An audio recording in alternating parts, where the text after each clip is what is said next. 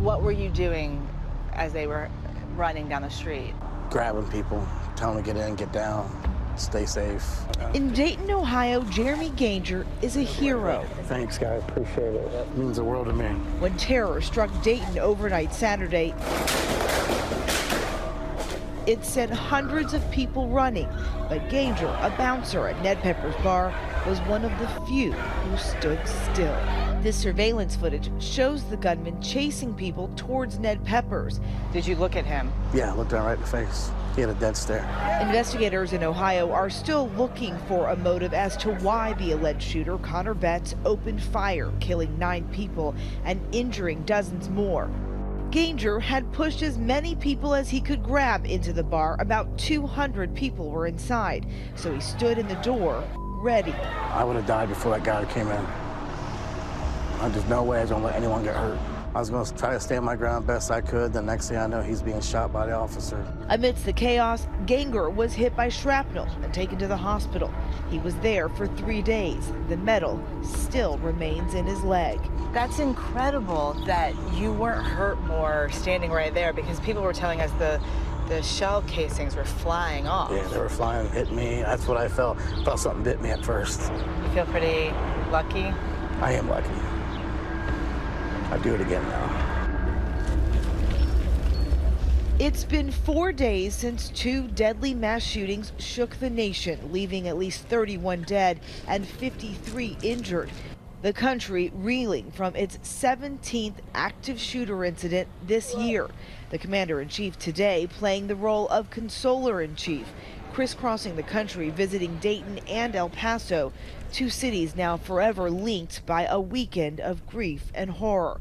22 people died in El Paso, where the president was this afternoon, thanking about 200 law enforcement personnel waiting to greet him at an emergency operations center. What a job you did. Thank you, sir. There are a lot of heroes. There are a lot of heroes. A lot of people did just incredible work. It's the only time he addressed the media all day, mostly remaining out of the public eye and away from the press. Let's see if we can get something done. And Republicans want to do it and Democrats want to do it. Trump stayed out of view while visiting University Medical Center, where riot police were on the ready to respond to angry protesters. Step back! Move! Step back! Earlier in the day, the president touched down in Dayton, Ohio, where hundreds of protesters lined the streets. Not one more! Not one more! Miami Valley Hospital releasing this image of the president and first lady's visit, greeting staff there. President Trump spoke briefly to reporters this morning, suggesting he might be able to help unite leaders when it comes to background checks. I think background checks are important. I don't want to put guns into the hands of mentally unstable people or people with rage or hate. Presidential candidate Joe Biden slamming Trump during a campaign rally in Iowa. He says guns are not the problem in mass shootings. The issue is mental health. It's a dodge. Hatred isn't a mental health issue. The former vice president also taking on what he called the president's toxic tongue. It's both clear language and in code. This president has fanned the flames of white supremacy in this nation. Run, me not run. In El Paso, authorities say the alleged shooter, Patrick Crucius, was motivated by racism and anti-immigrant hatred. 20 minutes before the Walmart massacre, he laid out his plans in a hate-filled rant on 8chan, decrying what he referenced as a Hispanic invasion of Texas. On Monday, Trump addressed the nation, condemning the actions of the shooter. In one voice, our nation must condemn racism, bigotry, and white supremacy. These sinister ideologies must be defeated. Hate has no place in America. Democratic candidates running against Trump have pointed to the president's anti-immigrant rhetoric as having contributed to violence, including at some of his rallies. In Panama City Beach, Florida, the president joked about migrants crossing the border. But how do you stop these people? You can't. There's no... That's only in the panhandle you can get away with that statement. This president, who has sought to make this country afraid of places like El Paso, and the people who live here, and immigrants specifically who he's described as rapists and criminals. He is in large part responsible for what has taken place. Earlier today, President Trump dismissed his critics. I don't think my rhetoric has it all. I think my rhetoric is it brings people together. I am concerned about the rise of any group of hate. I don't like it. Opposition to the president was apparent in both cities today. It's been a full night and day of preparation for Dawn Vahil and her son, who organized today's El Paso Strong rally. We can show the nation that El Paso is a strong, beautiful, welcoming, helpful, loving community, but we're angry and we're hurt. At the rally, that message of strength mixed with anger and hurt written on their signs. Presidential candidate Beto O'Rourke took the stage speaking to the people of his former congressional district. We live in a country that is not safe, that refuses to pass laws to end gun violence in the United States. We live in a country where we have a president who demonizes communities like this one. Here in El Paso Saturday morning, 22 people were killed and dozens more were injured after a gunman opened fire in this Walmart, striking down people as he walked into the store. People hiding, fleeing for their lives.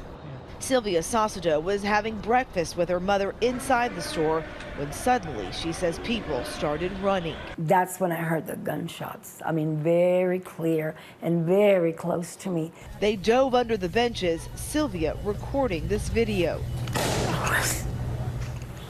I was begging God to help us and help everybody and to please stop that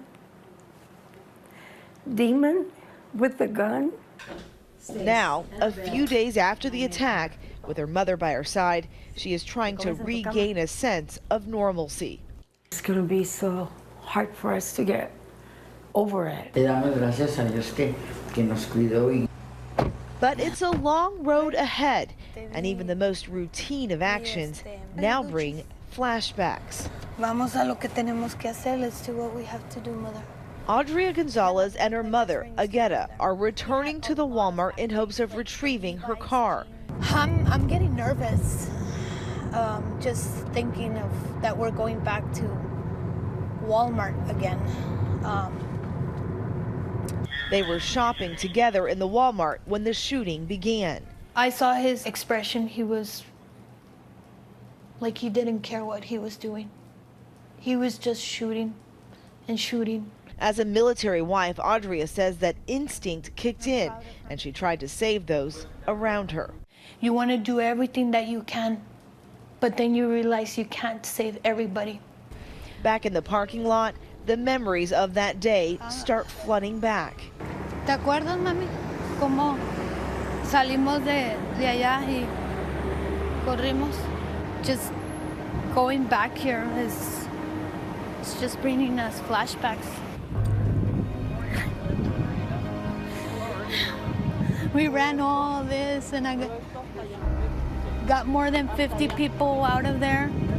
Audrey is told she'll have to wait a little longer to get her car. The city of El Paso looks towards the future, determined to not let tragedy define them. My hometown, my El Paso, my Raza, my Chuco town, we're gonna be strong and we're gonna get through this. For Nightline, I'm Eva Pilgrim. Hi everyone, George Stephanopoulos here. Thanks for checking out the ABC News YouTube channel. If you'd like to get more videos, show highlights, and watch live event coverage, click on the right over here to subscribe to our channel, and don't forget to download the ABC News app for breaking news alerts. Thanks for watching.